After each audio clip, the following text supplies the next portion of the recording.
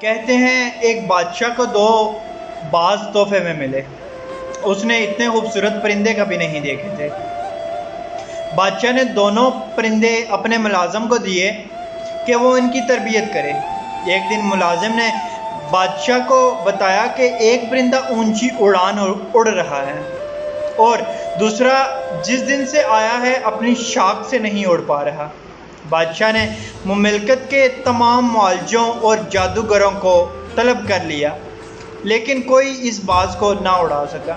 بادشاہ نے اپنے مشیروں کے سامنے یہ مسئلہ رکھا۔ گھنٹے دن مہینوں میں ڈل گئے لیکن باز نہ اڑ سکا۔ بادشاہ نے کسی ایسے شخص کو بلانے کا فیصلہ کیا جو قدرت سے گہری دلچسپی رکھتا ہو۔ بادشاہ نے اپنے مشیروں کو حکم دیا کہ کسی ایسے شخص کو ڈھونڈ کر لاؤ جو برسوں جنگلات میں گزار چکا ہو۔ اگلے دن بادشاہ باز کو محل کے باغوں میں اڑتے ہوئے دیکھ کر حیران رہ گیا۔ بادشاہ نے اس شخص کو طلب کیا جس نے باز کو اڑایا تھا۔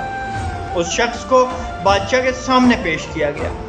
بادشاہ نے پوچھا، تم نے باز کو کیسے اڑایا؟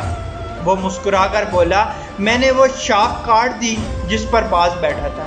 ہمارا مسئلہ بھی یہی ہے۔ ہمیں زندگی میں آگے بڑھنے کے بہت سے مواقع ملتے ہیں لیکن ہم آگے بڑھنے کی کوشش نہیں کرتے۔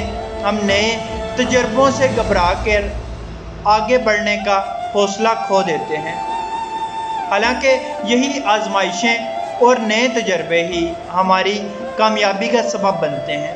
لہٰذا اللہ کی ذات پر توکل کرتے ہوئے آگے بڑھیں، یہی کامیابی کا واحد راستہ ہے۔